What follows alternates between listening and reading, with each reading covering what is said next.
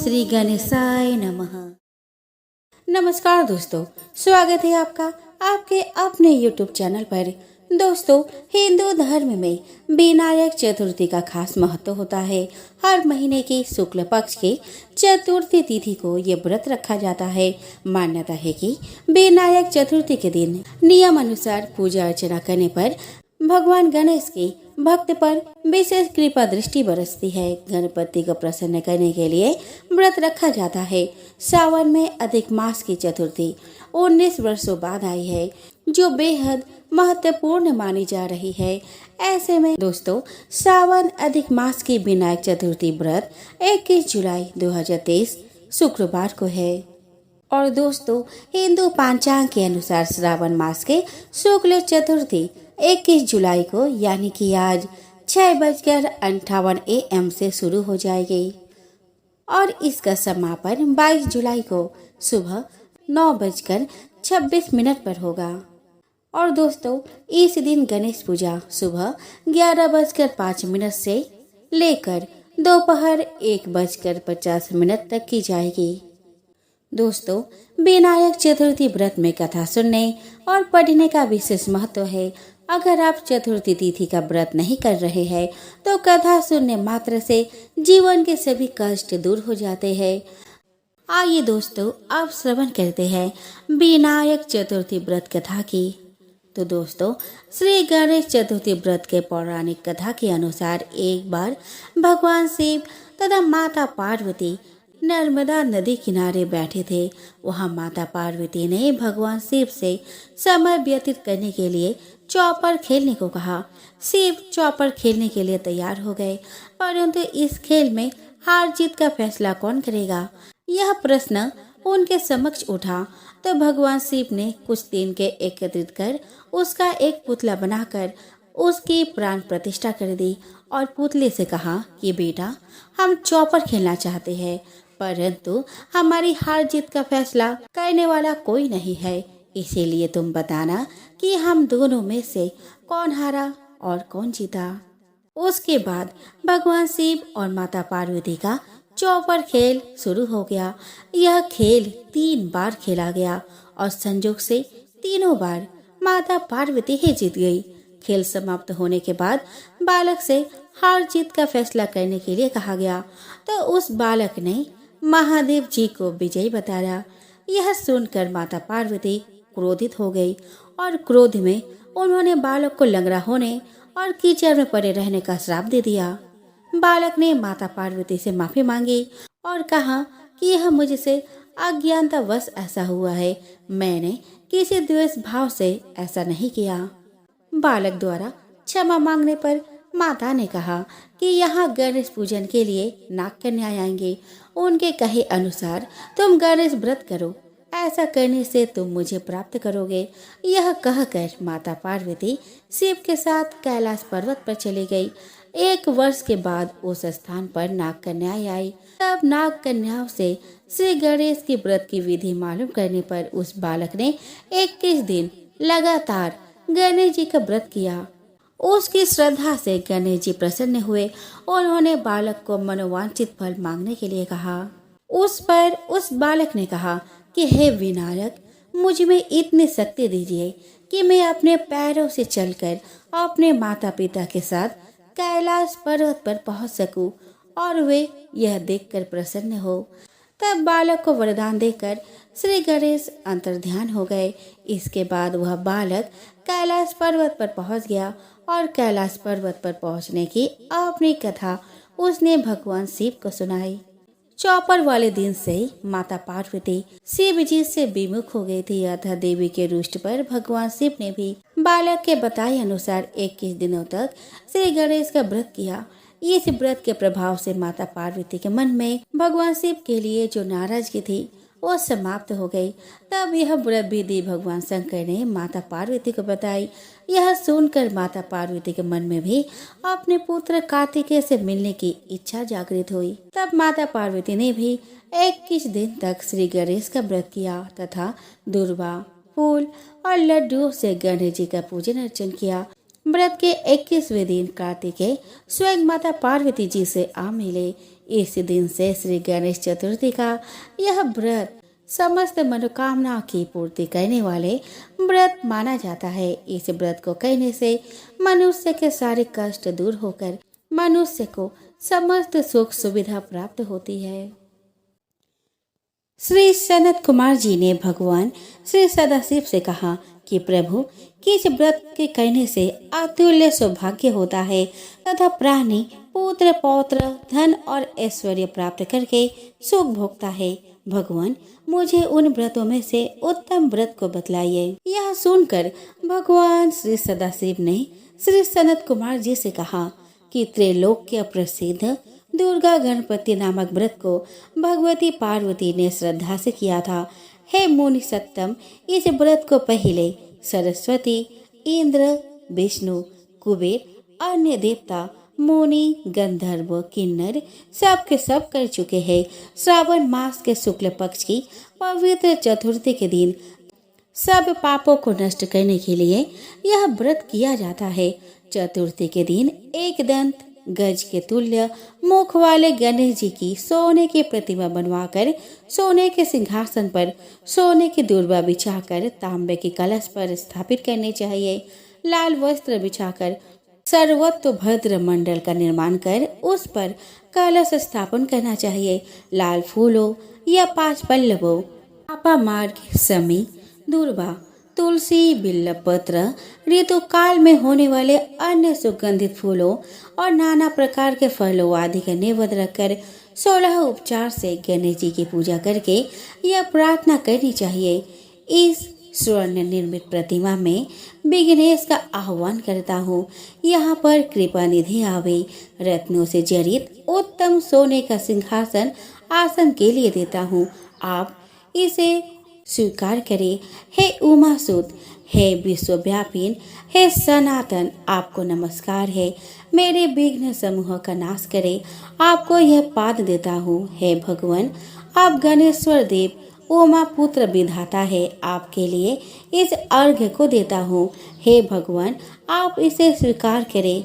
हे विनायक वरद गणेश को नमस्कार है, नमस्कार है। हे भगवान, आपको अचमनीय देता हूँ। हे सूर्यपुंगव, प्रार्थना द्वारा सब तीर्थों का जल आपके लिए लाया हूँ। ऐसे जल को आप स्वीकार करें। सिंदूर केसर से रंगे हुए आपके लिए 2 वस्त्र दिए हैं। हे भगवान, आप स्वीकार करें। आपको नमस्कार है। उमा मंगल संभूत, आप सब विघ्नों को नाश करने वाले हैं। हे लंबोदर देव, इस चंदन को आप स्वीकार करें। हे सूर्य श्रेष्ठ, लाल चंदन चर्चित इन अक्षतों को मैंने भक्ति से चढ़ाया है। सूर्य श्रेष्ठ, इसे आप स्वीकार करें। चंपक, केतकी, जपा फूलों से मैं गौरी व्रत की पूजा करता हूँ। मुझ पर प्रसन्न हो। लोगों के अनुग्रह के लिए तथा दानवों के बाधार्थ एक दंत यह आपका पतवार है। हे भगवान, प्रसन्नता पूर्वक इस धूप को आप स्वीकार करें। सर्व ज्योति प्रकाशक, सर्व सिद्धि देने वाले आप महादेव के आत्मज है।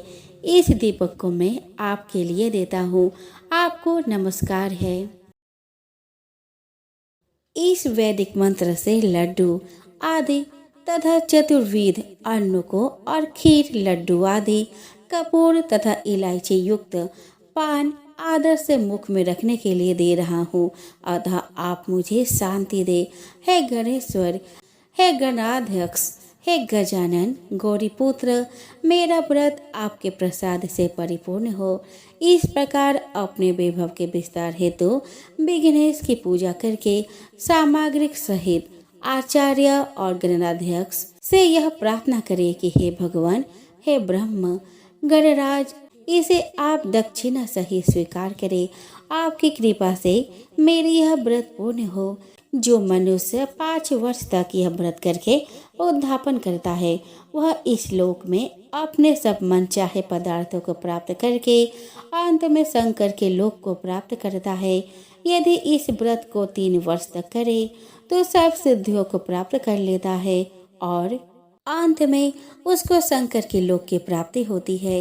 इस उत्तम व्रत को जो प्राणी उद्धापन के बिना करता है, यथाविधि पूरी वर्ष व्रत करने पर भी सब न करने के समान अर्थात निष्फल हो जाता है। उद्यापन के दिन तिलों द्वारा स्नान करना चाहिए।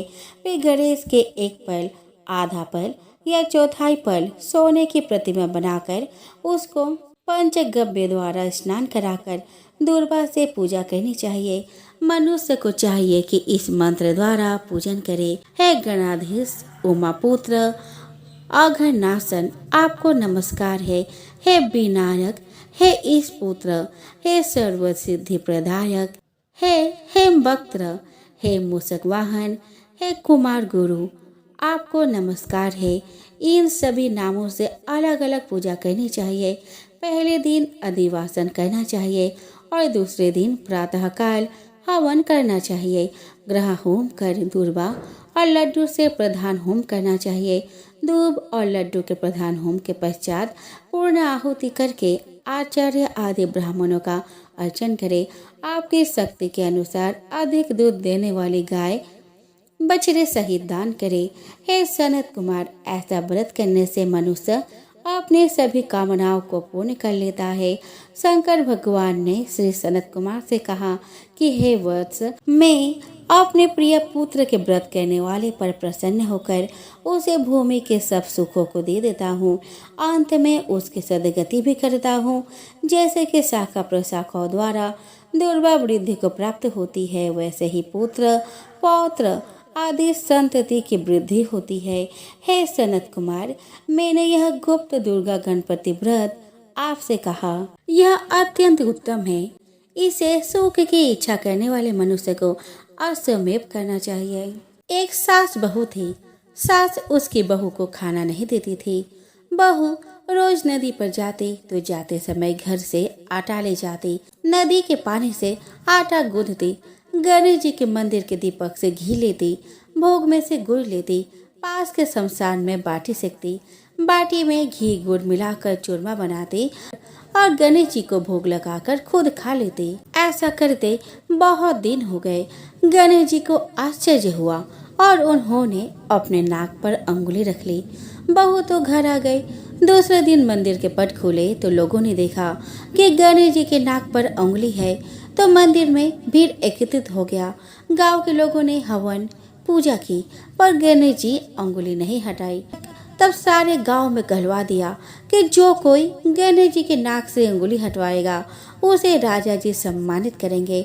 बहू ने सास से कहा कि सासू जी, मैं कोशिश करूंगी। तब सास बोली कि इतने बड़े बड़े लोग कोशिश कर लिए, तू क्या करेगी।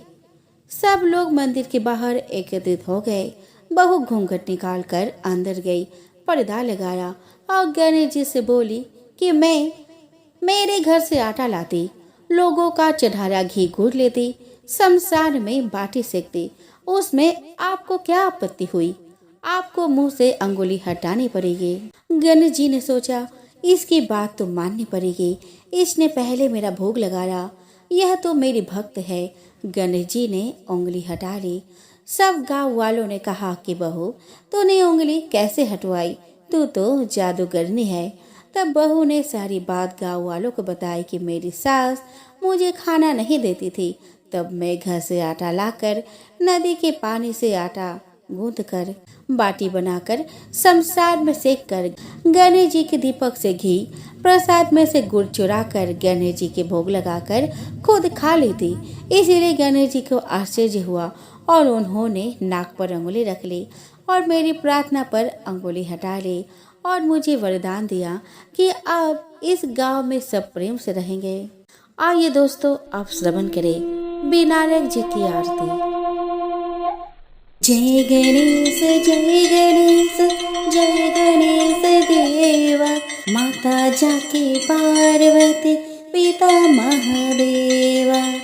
एक दंत दयावंत चारि भुजा धारी, माथे सिंदूर सोहे मूस की सवारी। जय गणेश जय गणेश जय गणेश देवा, माता जाकी पार्वती पिता महादेवा। पान चढ़े फल चढ़े और चढ़े मेवा, लड्डुअन का भोग लगे संत करे सेवा। जय गणेश जय गणेश जय गणेश देवा। माता जाके पार्वती पिता महादेवा। अंधन को आँख देते कोरिल को काया। बांझन को पुत्र देत निर्धन को माया।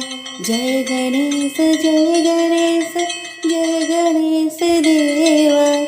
माता जाके पार्वती पिता महादेवा। सूर श्याम शरण आए सफल कीज सेवा। माता जाके पार्वती पिता महादेवा। जय गणेश जय गणेश जय गणेश देवा। माता जाके पार्वती पिता महादेवा।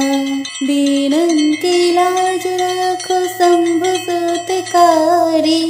कामना को पूर्ण करो जाओ बलिहारी। जय गणेश जय गणेश जय गणेश देवा। माता जाके पार्वती पिता महादेवा।